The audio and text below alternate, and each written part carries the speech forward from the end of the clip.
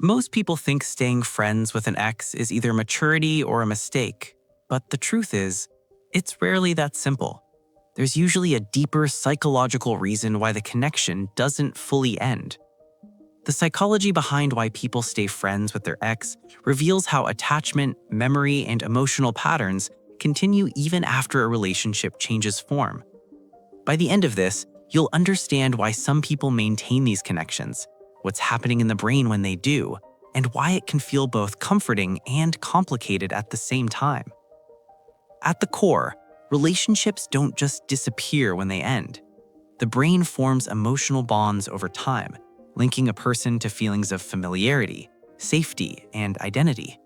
When the relationship ends, those neural patterns don't instantly reset. The connection still exists, even if the role changes. This is why staying friends can feel natural. It allows the brain to keep part of what it has already built. Instead of a sudden loss, the connection is reshaped into something more manageable. For some people, this reduces emotional shock and helps them transition more gradually. But there's another layer. Attachment doesn't always end at the same time as the relationship. One person may have moved on emotionally, while the other still feels connected. Staying friends can sometimes keep that attachment active, even if it's not fully acknowledged. Have you ever wondered whether staying in contact is helping you move forward or quietly keeping you in the same place? That question matters, because sometimes friendship after a relationship is genuine. It's based on mutual understanding, shared history, and emotional closure.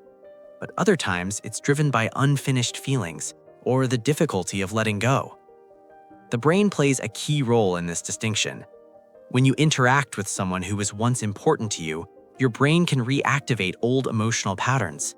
Familiar conversations, shared jokes, or even tone of voice can trigger memories and feelings that were part of the relationship. This creates a sense of continuity. It can feel like the connection never fully ended, just changed form. And that can be comforting, especially if the relationship once provided emotional stability. But here's where it becomes complex. Comfort is not always the same as closure. Sometimes people stay friends because it avoids the discomfort of separation. Ending all contact can feel final, and for many, that finality is difficult to accept. Keeping the connection alive, even in a limited way, softens that experience. Now, consider this. If removing someone completely feels too uncomfortable, does that mean the connection is still active? That question reveals the emotional weight behind the decision. There's also the role of identity. Relationships often become part of how people see themselves. Shared routines, mutual friends, and emotional roles all contribute to a sense of self. When a relationship ends, that identity can feel disrupted. Staying friends can help preserve part of that identity. It maintains a familiar dynamic, even if it's no longer romantic. This can make the transition feel less abrupt and more controlled. In real life, this shows up in different ways. Some people communicate occasionally, keeping things light and distant.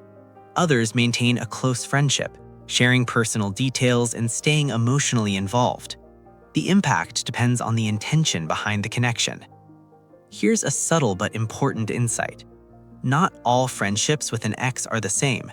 Some are based on clarity and boundaries. Others are shaped by unresolved emotion and uncertainty. The difference is not always visible on the surface. Let's pause for a moment. If you removed the history and emotional connection, would you still choose this person as a friend?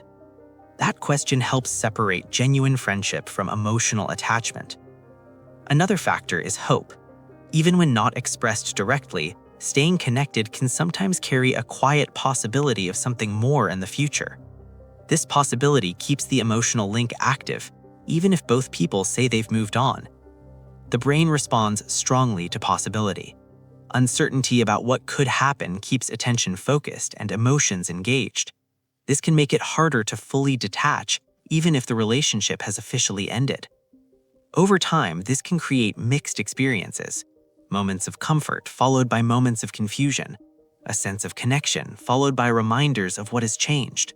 The friendship exists, but it carries the memory of something deeper. In the end, staying friends with an ex is not inherently right or wrong. It depends on the emotional state behind it, whether it comes from clarity or from difficulty letting go. And once you understand that, something shifts. You begin to look beyond the surface of the behavior and ask what it's really serving. Is it helping you move forward or keeping you connected to the past? Is it based on choice or an emotional habit? Because real closure doesn't always come from staying connected. Sometimes it comes from creating distance. If this made you reflect on your own situation, take a moment to consider what your connection is really based on. And if you want to explore more insights into human behavior and relationships, you can stay connected for more.